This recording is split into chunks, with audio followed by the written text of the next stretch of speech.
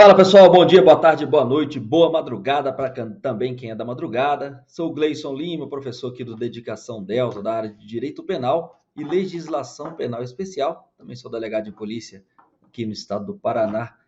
E pessoal, hoje nós vamos conversar sobre mais um tema daquelas aulas mais breves, mas que você carrega de conteúdo muito importante para as provas de concursos públicos. E nós estamos falando hoje, ou vamos falar, melhor ainda, sobre a Lei 10.826 de 2003, conhecida como Estatuto do Desarmamento. E é com isso que a gente vai inaugurar mais um tópico muito importante para o concurso de vocês aí, que vai trabalhar com o crime de posse e porte ilegal de arma de fogo de uso permitido e de uso restrito. E é com isso que a gente inicia a nossa aula pensando, naquele momento que você tiver ali no seu carro, ali no ônibus, no táxi, no Uber, e tiver com um fonezinho de ouvido, lembre-se, vou dar uma revisada ali, coisa de meia horinha, para eu poder ganhar mais um tiquinho de ponto aqui na minha prova que eu vou fazer, ou na minha pretensão de estudos. Então não perca essa oportunidade, Dedicação Delta, trazendo para vocês aqui conteúdos quentíssimos de vários assuntos envolvendo o direito. No meu caso aqui, vou trabalhar com legislação penal especial, e já para a gente começar o nosso ponto de aula, estou trazendo aqui o primeiro slide com vocês, para a gente lembrar que hoje vamos tratar do Estatuto do Desarmamento, a Lei 10.826 de 2003. Já vai um conselho aqui, todas as vezes que vocês estiverem trabalhando com leis, é bom repetir essas leis, porque você aumenta a sua possibilidade aí de estar memorizando tópicos importantes, tudo bem? Mas vamos lá. O Estatuto do Desarmamento, pessoal, ele veio aí no ano de 2003 e a finalidade desse Estatuto do Desarmamento foi diversas aí. A gente trouxe previsão de crimes dentro dele, tá? Mas uma parte muito importante que às vezes é pouco falada é que no próprio Estatuto do Desarmamento a gente vai trabalhar com a ideia de registro, porte e comercialização de arma de fogo e munição. Nós vamos lembrar também que dentro do Estatuto do Desarmamento é que está previsto ali o Sistema Nacional de Armas do Brasil, o conhecido como SINARME. E é através do SINARME que se faz ali as autorizações e o próprio registro, constando o registro dentro do SINARME de eventual registro, posse da arma de fogo que você tem ela. E além disso, gente, vamos trabalhar hoje dois conceitos aqui de posse e porte.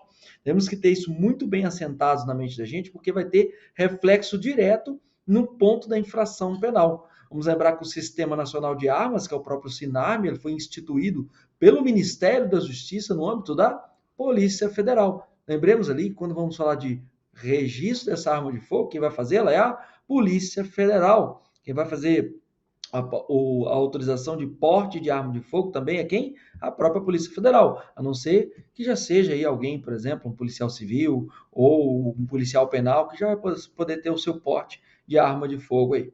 Onde são registradas essas armas de fogo de uso restrito? Enquanto a gente fala de uso permitido, sendo registrada aqui na Polícia Federal e constando no banco do Sistema Nacional de Armas, quando a gente está com as armas registradas e elas são de uso restrito, nós estamos falando que é o Comando do Exército que vai tomar conta desse tipo de registro, um sistema chamado SIGMA, tá?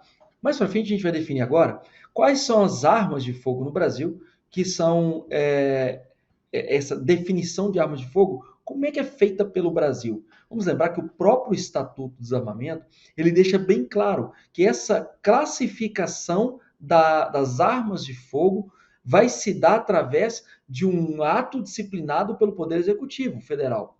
E já sabemos que o Poder Executivo Federal, até estadual municipal, mas vou colocar do federal aqui agora, eles fazem os seus atos através de decretos. A letra ficou horrível aqui, né? Vou pegar melhor aqui, ó. Decretos. Então, se faz através de decretos, nós vamos lembrar que neste caso específico do Estatuto do Desarmamento, nós temos uma norma penal em branco, no caso de natureza heterogênea, tá? Porque o complemento normativo está em uma outra norma que não é aquela mesma, da mesma fonte legislativa que emanou aquele ato. Por exemplo, aqui não é uma lei, seria uma norma penal em branco homogênea se tivesse a definição aqui dentro da própria lei ou até mesmo no outro no outro diploma normativo emanado pelo Congresso Nacional, se fosse nesse caso específico. Só que aqui, quem vai fazer essa norma penal em branco, quem vai completar o próprio Estatuto do Desarmamento, vai ser um decreto do Poder Executivo, mediante proposta do Comando do Exército. Vamos lembrar que há decretos importantes sobre armas de fogo no Brasil hoje. Depois de toda aquela celeuma, confusão, faz decreto, tira decreto, volta decreto, os mais importantes são esse aqui, ó. Especialmente esse 11.366 de 2023, que é desse ano de 2023. Nós temos também o decreto 10.030 de 2019 e nós temos o decreto 9847, também do ano de 2019, tá?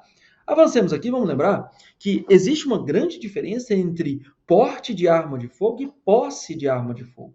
Quando estamos falando de posse de arma de fogo, vamos lembrar desse S aqui, ó, essa posse de arma de fogo é o direito de ter sob sua guarda arma de fogo, munição ou acessório. Mas onde que você pode ter essa arma de fogo? No interior de sua residência, ou domicílio, ou dependência desses. Mas também vai configurar posse de arma de fogo se você tem essa arma de fogo no seu local de trabalho, desde que seja titular da empresa ou representante legal, tá? Essa é a tal da posse de arma de fogo. Agora, e o porte da arma de fogo? Porte, um dos verbos só que é portar. Nós temos vários outros verbos, mas vamos lembrar que quando eu falo de porte, nós estamos falando do direito de portar arma de fogo, acessório, munição, e vai incorrer até eventual crime aquele que guarda, mas aquele que cede, são vários os verbos que nós temos aí, guarda para alguém e tal. Aquele que empresta vai ser também o sujeito que vai estar cometendo porte ilegal de arma de fogo. Mas vamos lembrar que é aquele que tem essa arma de fogo fora da sua residência ou dependência desta, ou fora do estabelecimento comercial de que você é titular ou representante legal. Vamos lembrar que os residentes em área rural, isso aqui foi uma inovação recente da lei, considera-se residência ou domicílio toda a extensão do respectivo imóvel rural. Professor, mas então eu posso estar com essa arma de fogo, eu tenho 10 hectares de terra. Sim, de acordo com a lei, considera-se residência ou domicílio toda a extensão do respectivo imóvel rural, tá? Agora vamos lá. Quais são os requisitos necessários para que eu possa adquirir uma arma de fogo de uso permitido aqui no Brasil? Primeiro, eu tenho que declarar a efetiva necessidade, eu vou cumprir o ponto do artigo 4º. Eu vou também ter que comprovar a idoneidade através de certidões negativas, não responder a inquérito policial ou processo penal. Vou ter comprovação de ocupação lícita e de residência certa. E tem que ter comprovação da capacidade técnica e aptidão psicológica para o manuseio de arma de fogo, atestado na forma disposta no regulamento da lei. Vamos lembrar que o documento que faz com que você mostre que, de fato, tem o registro daquela arma de fogo é um documento chamado Certificado de Registro de Arma de Fogo, é o famoso CRAF, tá? Gente, quais são os requisitos necessários para ter autorização de porte de arma de fogo? Vimos? Agorinha mesmo. Ó, vamos voltar aqui. Aqui nós estamos falando requisitos para você adquirir arma de fogo. Para você ter o quê? Posse. Agora, você quer ter porte? Vamos lá. Para você ter o porte, você tentar buscar o porte, por isso que a gente fala de autorização, tá? E não é uma licença, é uma autorização. Demonstrar efetiva necessidade. Por que você está demonstrando efetiva necessidade de portar essa arma de fogo? Pelo exercício de atividade profissional de risco ou ameaça à sua integridade física. Também, você vai ter que atender todas aquelas exigências da posse de arma de fogo que estão ali previstas no nosso artigo 4º. Vamos lá. Apresentar a documentação de propriedade de arma de fogo com devido registro, que nada mais é do que atender o próprio artigo 4º, e vai haver, de acordo com o artigo 10, parágrafo 2º, a perda automática da eficácia da autorização se o portador for detido ou abordado em estado de embriaguez ou sob efeito de substância química ou alucinógena. Tudo bem? Nós vamos avançar. Vamos lá. Qual que é o documento que permite a posse de arma de fogo? Como a gente falou agora mesmo, é o certificado de registro de arma de fogo que é expedido pela PF, pela Polícia Federal. Agora, quem autoriza o porte de arma de fogo de uso permitido? É a Polícia Federal e a lei fala expressamente, após a autorização do Sistema Nacional de Armas, tá? O porte de arma de fogo é proibido? É só uma pergunta que é feita e que você precisa refletir sobre ela. O porte de arma de fogo é proibido no Brasil? É proibido, mas existem exceções em que vai ser, que a porte de arma vai ser permitido, tá? Vamos lá. Quais são as exceções que permitem o porte de arma de fogo no Brasil? Lembremos que aqui nós estamos tratando do porte, tá? Casos previstos em legislação própria, ou seja, nós vamos ter casos do próprio Estatuto do Desarmamento em que a pessoa poderá ter o porte de arma de fogo. Porém, se tiver também previsto em legislação própria, como é a LOMAN, que é a Lei de Magistratura Nacional, como é a lei do Ministério Público, tanto a nacional quanto a estadual, não a norma estadual, né? As duas são nacionais, mas o Ministério Público Federal, os Ministérios Públicos Estaduais. Essas normas, nós estamos falando de legislação própria, e essas normas de legislação própria são válidas, eles podem portar arma de fogo. Mas vamos lá, quais são os outros integrantes que têm direito a portar arma de fogo? Integrante de Forças Armadas, toda vez que falar de Forças Armadas, remete à Constituição Federal, vamos lembrar do nosso artigo 142 e 143, é assim que eu falo para vocês estudarem. Para memorizar, é repetição. Exército, Marinha e Aeronáutica, que são as Forças Armadas. E os outros integrantes aqui? Vamos lembrar que a própria lei fala que os integrantes da Polícia Federal, Polícia Rodoviária Federal, Polícia Ferroviária Federal, pouco falada, mas ela existe, tá? Polícias civis, polícias militares, corpos de bombeiros militares, a própria Força Nacional. As guardas municipais podem ter porte de arma de fogo no Brasil? Sim, cumprindo todos os requisitos da lei e do decreto, elas podem ter arma de fogo no Brasil. E aquela distinção que tinha de cidades com mais de 50 mil habitantes, cidade de até 500 mil habitantes, cidades acima de 500 mil habitantes, capitais, região metropolitana, tudo isso caiu por terra. Por quê? Após julgar a ação direta de inconstitucionalidade e a ação declaratória de constitucionalidade, o STF entendeu que qualquer guarda municipal pode sim ter o porte de arma de fogo no Brasil, sob pena de quebrar a igualdade entre os estados ali, né? Portanto, é possível sim que guardas municipais tenham porte de arma de fogo. Devem atender os requisitos previstos na lei e no decreto. Então, tem situações que não vão poder ter. Por exemplo, eles têm que ter órgão correcional interno, enfim, outros fatores lá previstos no decreto. Agora, quem mais pode? Aqui um segredinho da lei. Agentes operacionais da ABIN.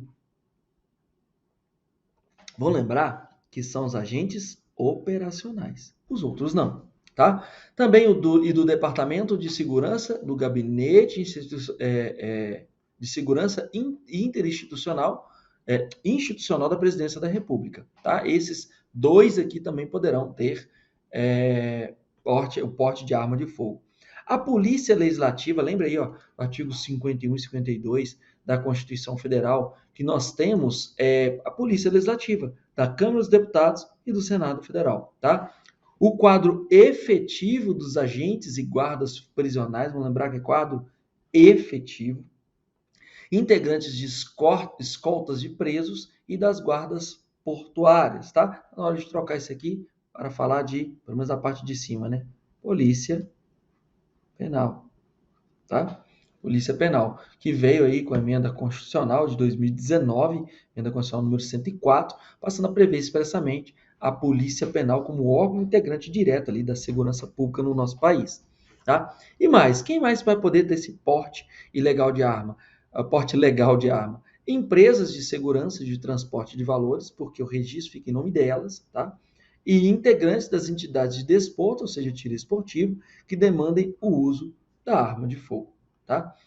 Os integrantes das carreiras, isso aqui é importante. Lembra quando teve aquela chacina lá na cidade de Unai, em Minas Gerais? Isso acabou forçando o próprio legislativo a fazer essa disposição legal.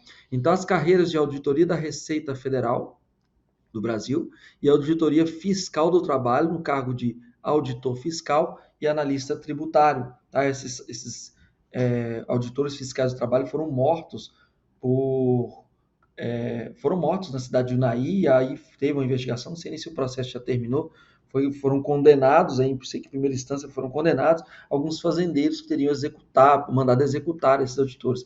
Logo depois passaram a permitir esse porte de arma para eles. Os tribunais do Poder Judiciário e Ministérios Públicos para uso exclusivo dos servidores que efetivamente exerçam essa função de segurança, né? Agora também vai ser possível porte de arma de fogo para residentes em área rural que sejam maiores de 25 anos, arma para subsistência alimentar familiar, portanto uma caça aí talvez, e a arma de uso permitido de tiros simples, 1 ou 2 tiros, calibre igual ou inferior a 16, tá bom? Avancemos no tema, vamos lembrar? Pensar aqui. A quem compete a autorização do porte de armas para responsáveis pela segurança de cidadãos estrangeiros em visita ou sediados no Brasil? Quem é que confere esse porte de arma para eles? Vai ser o Ministério da Justiça, ou chamado Ministério da Justiça e Segurança Pública, tá? Agora vamos ver. A quem compete, olha, registro, concessão de porte de trânsito de arma de fogo para quem? Colecionadores, atiradores e caçadores, famoso CAC, né? E de representantes estrangeiros em competição internacional oficial de tiro realizada no território nacional, tá? A quem compete esse aqui? Ao comando do Exército. Tudo bem? Então vamos avançar. Aí, gente, nós vamos lembrar que nós precisamos entrar efetivamente naquilo que a gente vai chamar de posse ou porte ilegal ou irregular de arma de fogo no Brasil. Especificamente aqui, os artigos mais importantes a serem trabalhados são 12, 14 e 16. Portanto, quando eu vou falar de posse, tá, gente? Lembra? Dentro da sua residência, domicílio, ou no seu estabelecimento comercial, que você é titular, representante legal. Essa posse irregular de arma de fogo, acessório ou munição de uso permitido, tá? Lembrar que irregular é em desacordo com determinação legal ou regulamentar. Já foi decidido pelo STJ, inclusive, que eventual caso em que o sujeito deixou vencer o seu certificado de registro, ele tem um prazo de validade, se ele vencer, o que vai acontecer? Deu crime? Não, isso eles chamam de irregularidade administrativa, tá bom? Esse aqui é o sujeito que não tem documento nenhum, dá essa arma na casa dele ou no estabelecimento comercial em que ele é dono, ele é o titular ou o responsável legal, tá? Configura o crime se a posse irregular for no interior da residência portância ou dependência desta e no seu local de trabalho em que seja titular ou responsável legal pelo estabelecimento da empresa. A pena aqui de 1 a 3 anos e multa. Vamos lá. Agora o porte, vimos que a gente viu a posse. Agora vamos trabalhar o porte ilegal de arma de fogo, acessório ou munição. Agora, de uso permitido. O que vai ser esse aqui, ó? Porte ilegal de arma de fogo, acessório ou munição, de uso permitido. O crime envolve vários verbos, como eu já tinha adiantado. Portar, deter, adquirir, fornecer, receber, ter em depósito, transportar, ceder, ainda que gratuitamente, emprestar, remeter, empregar, manter sob sua guarda ou ocultar sem autorização em desacordo com determinação legal ou regulamentar. Já aumentamos a pena um pouquinho aqui, a pena é de 2 a 4 anos, mas aqui nós estamos falando do porte, nós estamos falando ainda de uso permitido. Tudo bem? Vamos avançar? Lembremos agora que nós estamos diante do artigo 16, onde está a grande característica. Primeiro, num primeiro momento, vai falar de arma de fogo de uso restrito, tá? Mas aqui, no artigo 16, eles congregam os dois. Aqui, ó, portar, ter a posse ou portar ilegalmente arma de fogo, acessório ou munição de uso restrito. Tudo bem? Então, lembremos que agora a configuração mudou um pouquinho. Nós estamos falando nesse momento de posse ou porte ilegal de arma de fogo, acessório ou munição de uso restrito. E o crime envolve, portanto, tanto os verbos de quem tem posse quanto os verbos de quem tem porte. Vai ser possuir, deter, portar, adquirir, fornecer, receber, ter em depósito, transportar, ceder, ainda que gratuitamente, emprestar, remeter, empregar, manter sob sua guarda ou ocultar sem autorização ou em desacordo com determinação legal ou regulamentar. Tivemos agora mais uma pena que foi ainda um pouco maior, de 3 a 6 anos. Gente, no caso do artigo 16, vai incorrer na mesma pena quem? Vamos lá.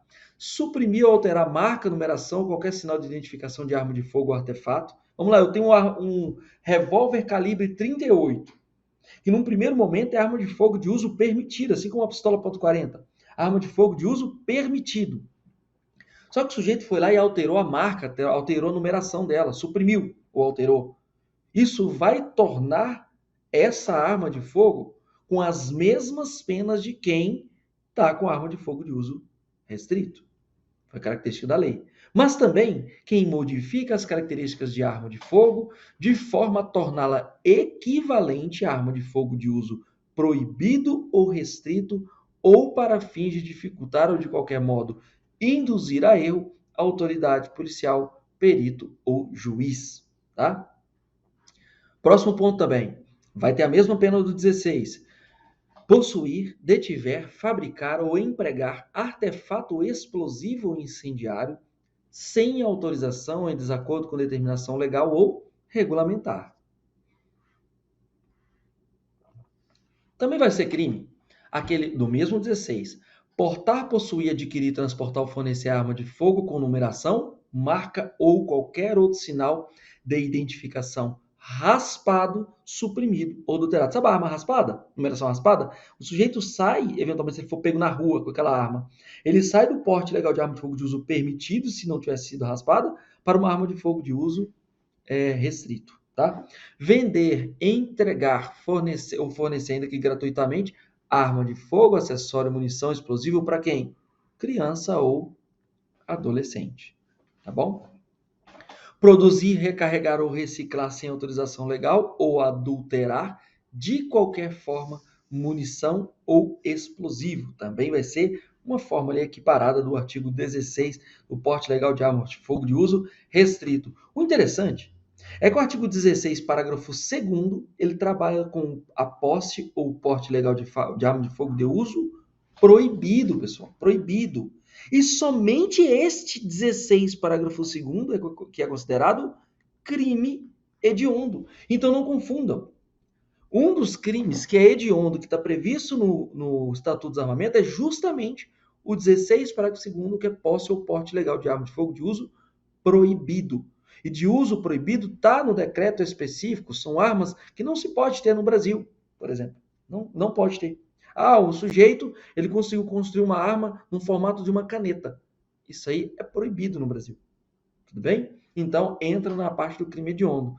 Acredito que o legislador deu uma vacilada. Ele queria manter a arma de fogo de uso restrito como crime hediondo, mas colocou lá de uso proibido, tá bom? O que é importante lembrar é que esse aqui é uma arma de fogo de uso proibido, que é crime hediondo, está previsto expressamente lá na Lei 8.072, que considera também crime hediondo, tentado ou consumado, exatamente posse ou porte legal de arma de fogo de uso proibido, está na lei. Tá? O importante é lembrar também que o colete balístico, tá?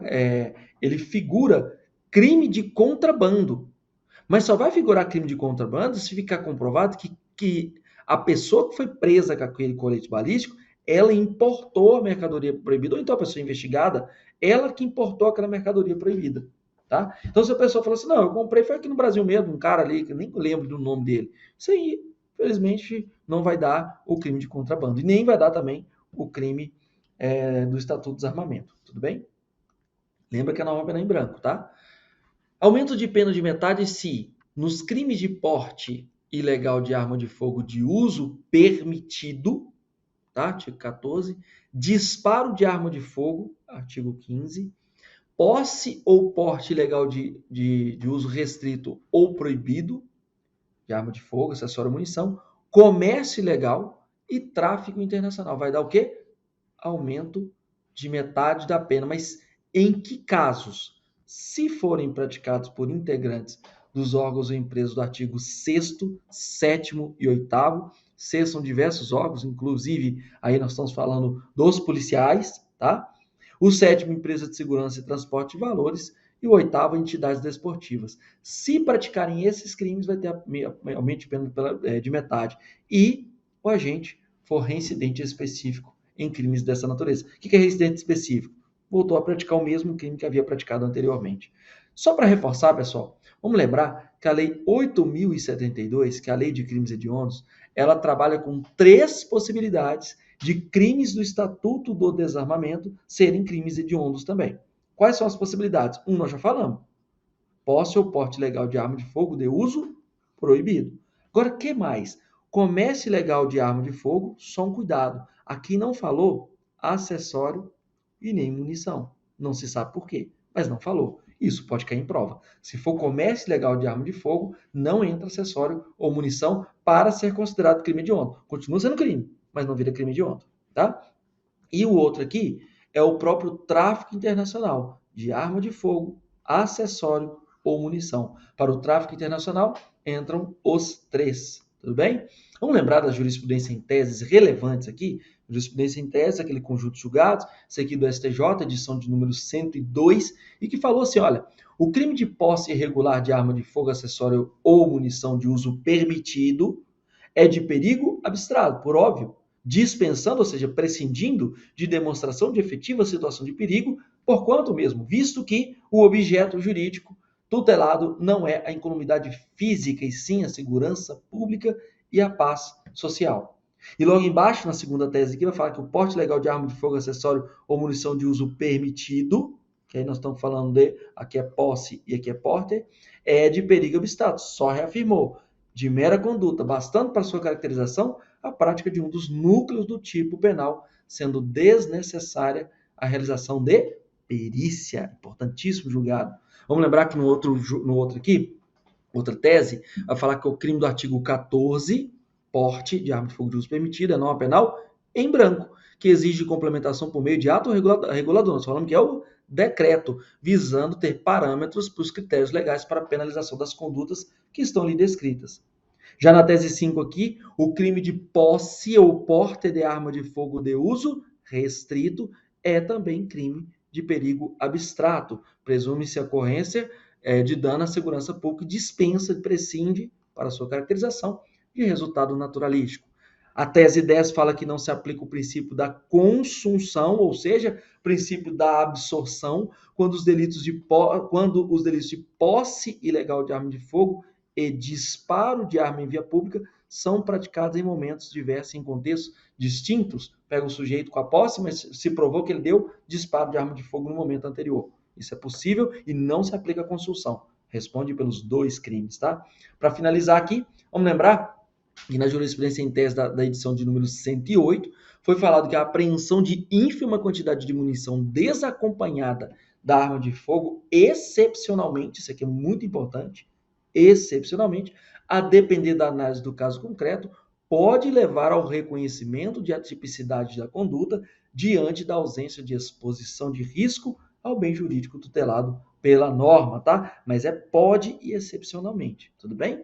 E o último ponto aqui, demonstrada por laudo pericial inaptidão, isso aqui é importante, olha, viu que não precisa fazer laudo, mas, se demonstrou por laudo pericial a inaptidão da arma de fogo para disparo, é atípica a conduta de portar ou de possuir arma de fogo diante da ausência de afetação ao bem jurídico, incolumidade pública, tratando-se, portanto, de crime impossível pela ineficácia absoluta do meio. E é dessa forma que eu desejo a todos vocês muitos bons estudos, excelentes estudos, tá? Contem com a gente aqui para cada vez a gente dar dicas mais assertivas, mais próximas do conteúdo que vocês precisam ter, para que vocês possam, no momento de uma prova, no momento do concurso, arrebentar na hora da prova, como a gente diz por aqui. Porque para nós aqui do Dedicação Delta, só um resultado importa, que é a sua aprovação, seu nome no Diário Oficial. Beleza? A gente se encontra no próximo vídeo, pessoal. Grande abraço para vocês.